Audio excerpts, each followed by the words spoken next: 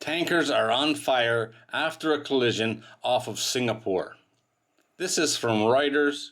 It was published on July the 19th, 2024. Two large oil tankers were on fire on Friday after colliding near Singapore, the world's biggest refueling port, with two crew members airlifted to a hospital and others rescued from life rafts. Singapore is Asia's biggest oil trading hub and the world's largest bunkering port.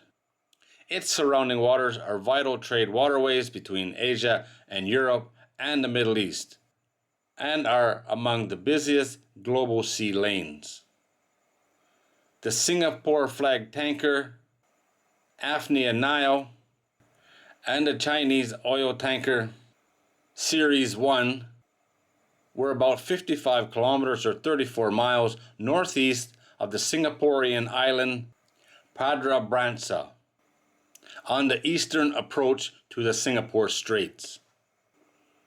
The 22 crew of the Afnia Nile and 40 on the Series 1 were all accounted for according to the MPA, which was alerted of the fire at 6:15 a.m.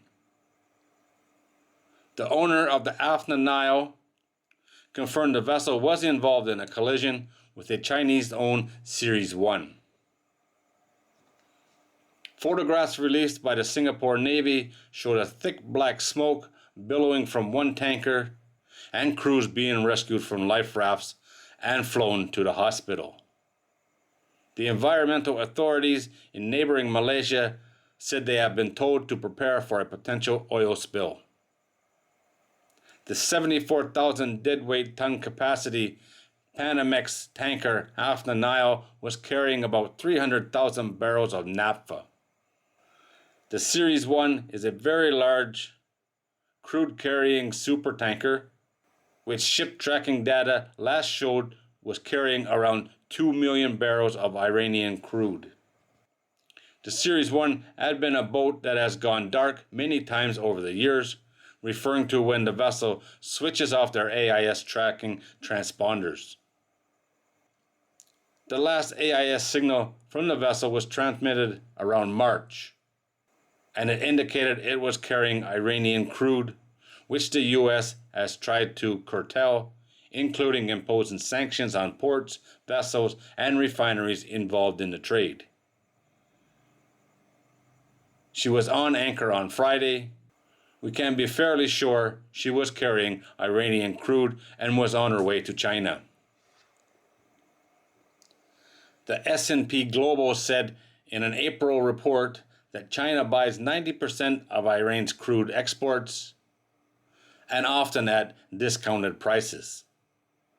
Up to 850 oil tankers are estimated to operate the shadow fleet transporting oil from countries such as Iran, Venezuela, and Russia, which has multiple restrictions on its oil exports.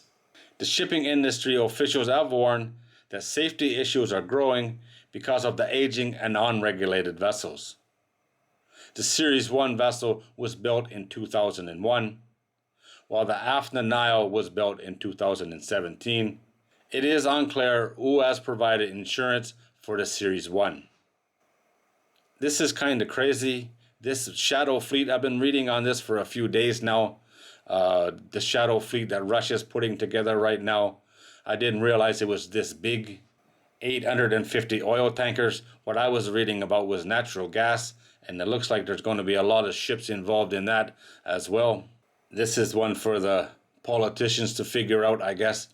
I just look at the safety side of things, and as this article pointed out, these vessels are old and they're unregulated. The shipping industry has enough problems as it is, but having no regulations at all, flying under the cover of darkness basically, is a little dangerous.